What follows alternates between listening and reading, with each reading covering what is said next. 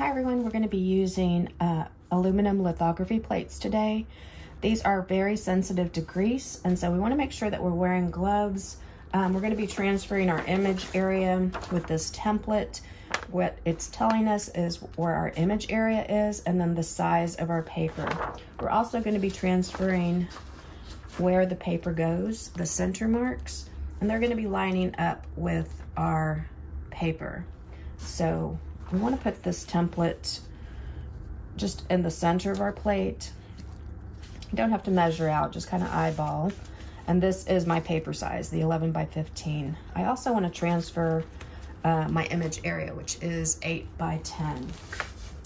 To transfer that information, I have a piece of iron oxide, which is just a piece on transferred on a piece of newsprint. I've got my template taped down just with artist tape, and I want that to be loose on one side so that I'm able to place this iron oxide and be able to move it around and check things. I'm also using a plastic ruler. I like that it's not going to scratch the plate and it's going to help me get some straight lines. I'm going to be transferring this center mark here and then the top edge of this paper. So when I'm printing, I know exactly where to place my paper. I'm also going to do at the bottom of the paper, that center mark, which for an 11 by 15 is going to be 5.5. And then I'm going to also transfer the edge of that bottom of the paper.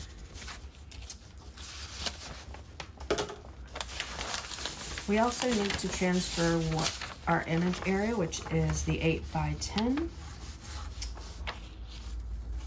You can also use your ruler for this. It helps get a straight line. I'm using just a pencil to transfer that information. The pressure is just normal. But because I've got everything taped down, you can kind of take a peek. Is it dark enough? I don't have a lot of iron oxide down here, so maybe I need to drop my paper or maybe do that line again to get a better transfer. You can also shift things around since that template is taped. And this allows us to get information on our plate without directly marking on there. Any sort of pencil, any sort of grease on the plate is not great. We really can't use pencil at all. It creates a barrier between the drawing and it doesn't etch. This iron oxide is a non-greasy base. You can also use transfer paper. It cannot be that gray. It needs to be red or yellow or blue. Okay, so let's check, make sure that we've transferred everything. I've done my 2 center marks and then I've done my image area.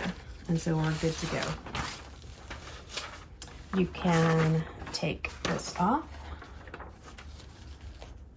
And I'm going to be using a scribe or a twist. You can also just use a razor blade. I need a scribe in these where my paper is going to go. These T's and bars. And so I'm going to be scribing with a little bit of pressure.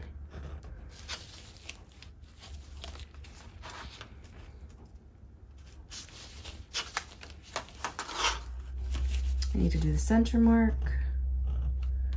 away from the paper and then the edge of the paper.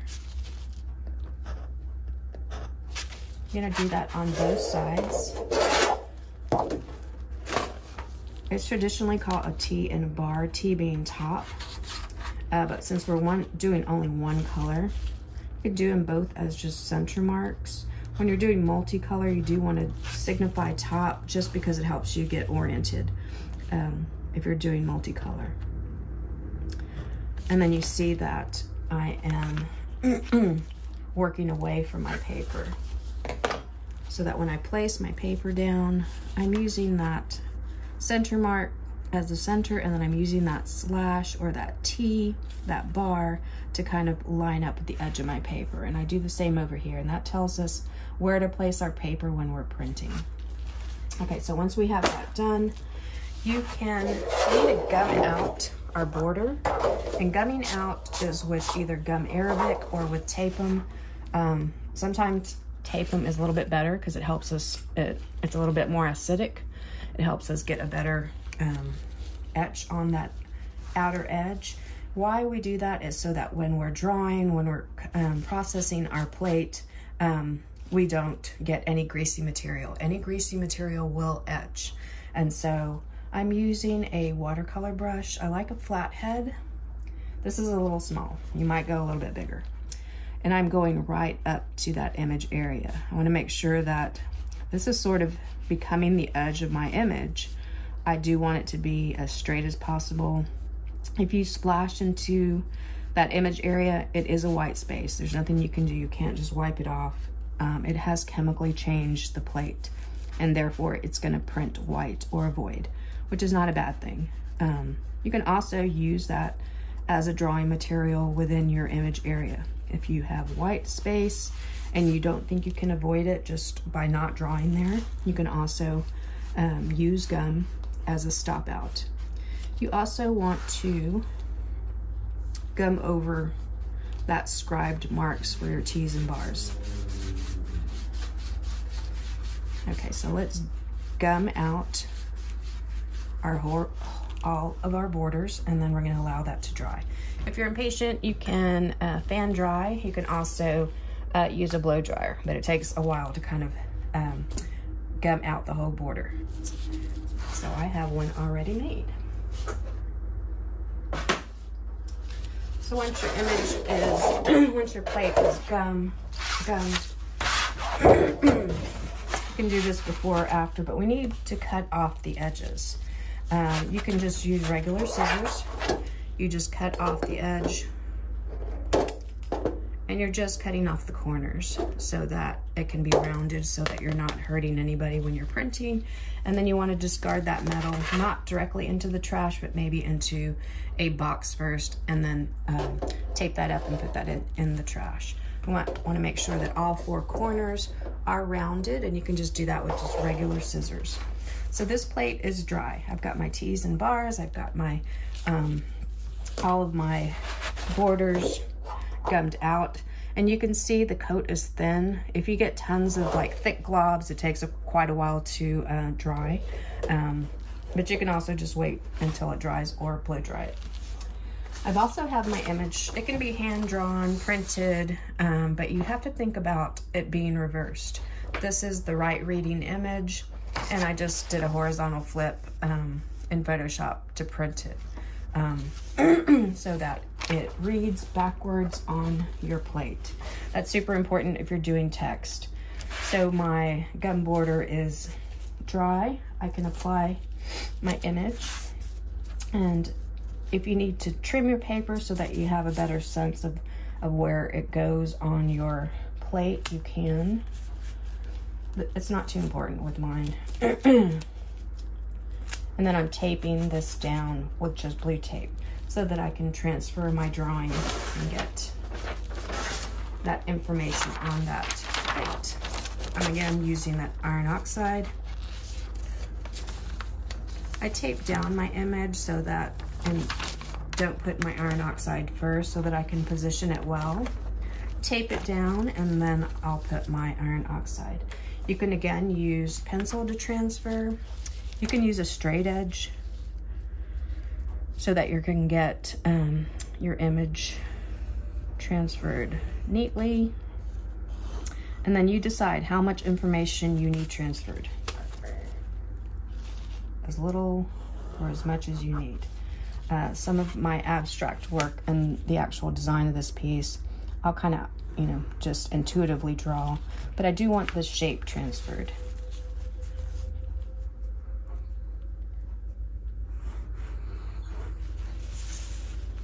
And then maybe take another look, because once we take this paper off, it's kind of hard to reposition. It's not impossible, but it is nice if you can get all that information done at once. I'm doing just medium pressure. I'm trying not to mar the plate. Just trying to get that much of the drawing, or as little of the drawing as you like, transferred.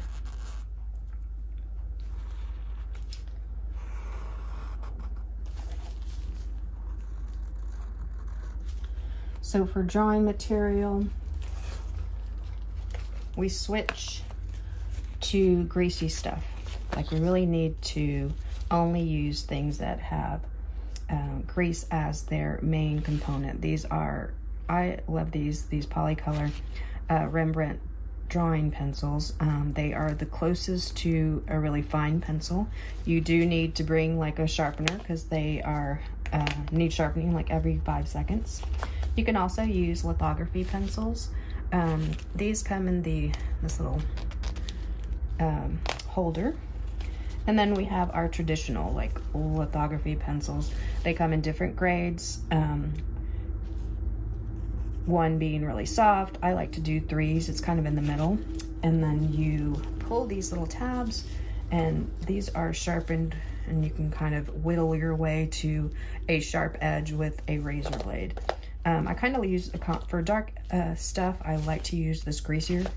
For fine detail, it's kind of nice to build up your values with that oil pencil. And then just make sure that you have a hand sharpener by your side. It is very necessary to have a sharp sort of utensil.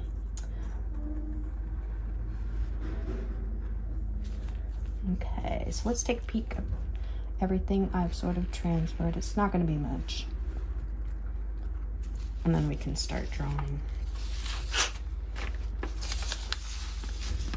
Okay, so I've got my image transferred with red iron oxide.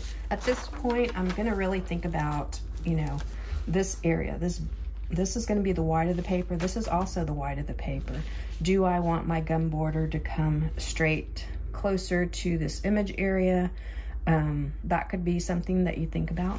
I also may want to create a border or some sort of shading in the background of this drawing.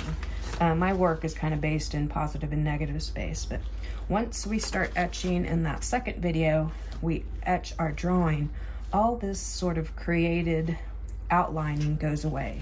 So you might think about shading back here.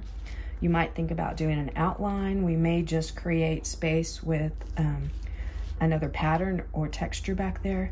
And you also have to think about the plate. It actually has this gray value that some artists don't realize, you know, is an optical illusion. Once we print, you know, go from this gray paper and print it onto this white paper, gray plate to this white paper, it can be such a high contrast. So think about that while you're developing your drawing. Remember that the white, it may appear gray on this plate, but it will print on white paper. And just kind of keep those values in mind. Also think about, you know, this little border that's being created by this clean space. How is that gonna translate to this huge white paper? You could trim the paper down later after it's printed, but most likely you just want to address that before you start drawing. Okay, so we'll get to drawing and then we'll be etching on our next video. Thanks.